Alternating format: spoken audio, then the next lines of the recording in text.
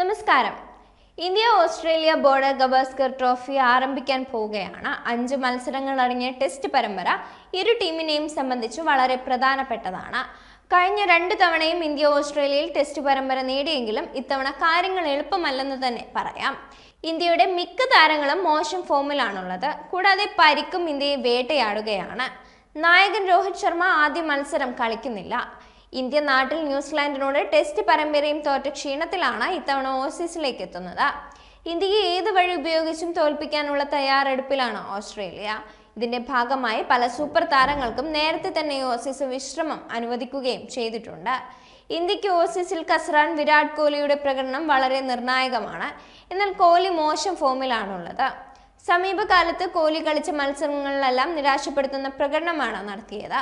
സ്പിന്നിങ്ങിനെതിരെയും കോഹ്ലി പ്രയാസപ്പെട്ടു. ഈ സാഹചര്യത്തിൽ ഓസ്ട്രേലിയയും കോഹ്ലിക്ക് തിളങ്ങാൻ സാധിക്കുമോ എന്നതാണ് കണ്ടറിയേണ്ടത്. എന്നാൽ കോഹ്ലിയെ നിസ്സാരക്കാരനായി കാണരുതെന്ന് ഓസീസ് ബൗളർമാരോട് നിർദ്ദേശിച്ചിരിക്കുകയാണ് മുൻ ഇതിഹാസ bowler Glenn McGrath. Virat Kohli വൈകാരികമായി പ്രതികരിക്കുന്ന താരമാണ്. കോഹ്ലി മോശം ഫോമിൽ എത്തിയതിനാൽ ഓസീസ് താരങ്ങൾ അനാവശ്യമായി ബ്ലഡ്ജ് ചെയ്യാനോ പ്രകോപിപ്പിക്കാനോ പോകരുതെന്നാണ് മഗ്രാത്ത് പറയുന്നത്. പ്രകോപിപ്പിച്ചാൽ വേഗത്തിൽ ഫോമിലേക്ക് എത്താൻ കോഹ്ലിക്ക് സാധിക്കും. അതുകൊണ്ട് തന്നെ ഓസീസ് ബൗളർമാർ ഈ തെറ്റ് ചെയ്യരുതെന്നാണ് മഗ്രാത്ത് പറയുന്നത്. വിരാട് കോഹ്ലിയെ വൈകാരികമായി ഒരിക്കലും പ്രചോദിപ്പിക്കരുത്. നിലവിൽ കോഹ്ലി അല്പം സമ്മർദ്ദത്തിലാവും ഉണ്ടാവുക. അതുകൊണ്ട് തന്നെ തുടക്കത്തിൽ തന്നെ ചെറിയ സ്കോറുകൾക്ക് കോഹ്ലിയെ പുറത്താക്കാനായാൽ അവനെ അത് മാനസികമായി തളർത്തിയേക്കും. അവൻ വൈകാരികമായി കളിക്കുന്ന താരമാണ്. അവൻ ഉയർന്നാൽ അത് വലിയ ഉയർച്ചയാവും. എന്നാൽ താഴോട്ട് പോയാൽ അത് തുടരും.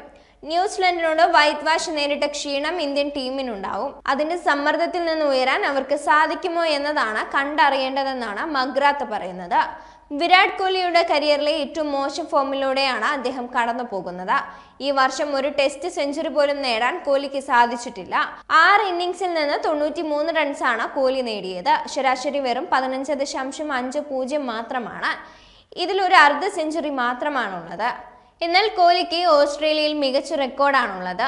മോശം ഫോമിലൂടെ പോയ സമയത്തെല്ലാം ശക്തമായ തിരിച്ചുവരവ് നടത്താനും കോഹ്ലിക്കായിട്ടുണ്ട്. ഒരു മികച്ച ഷോട്ട് കൊണ്ടുപോലും ഫോം കണ്ടെത്താൻ കഴിവുള്ളവനാണ് കോഹ്ലി.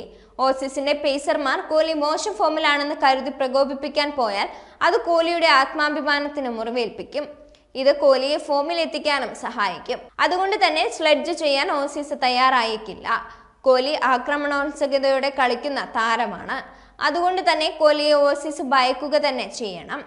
ഇന്ത്യക്കൊപ്പം ഇത്തവണ അത്ഭുതം കാട്ടാൻ ശേഷിയുള്ള ചില യുവ താരങ്ങളുണ്ട്. യശസ്വി ജയ്സ്വാൾ ഓസ്ട്രേലിയയിൽ മികച്ച പ്രകടനം നടത്താൻ ശേഷിയുള്ള താരമാണ്. മിന്നും ഫോമിലുള്ള താരം ഓസീസിലും മികവ് തുടരുമോ എന്നത് കണ്ടറിയണം. സർഫ്രാസ് ഖാൻ അതിവേഗം റൺസ് ഉയർത്തി ഇമ്പാക്ട് സൃഷ്ടിക്കാൻ കഴിവുള്ള താരമാണ്. ഋഷഭ് പന്ത് കഴിഞ്ഞ 2 തവണത്തെ അതേ മികവ് ഇത്തവണയും ആവർത്തിക്കുമോ എന്നതാണ് കണ്ടറിയേണ്ടത്. ആകാശ് ദീപിന്റെ പേസ് ബൗളിംഗും ഇന്ത്യയെ സംബന്ധിച്ച് വളരെ പ്രധാനപ്പെട്ടതാണ്.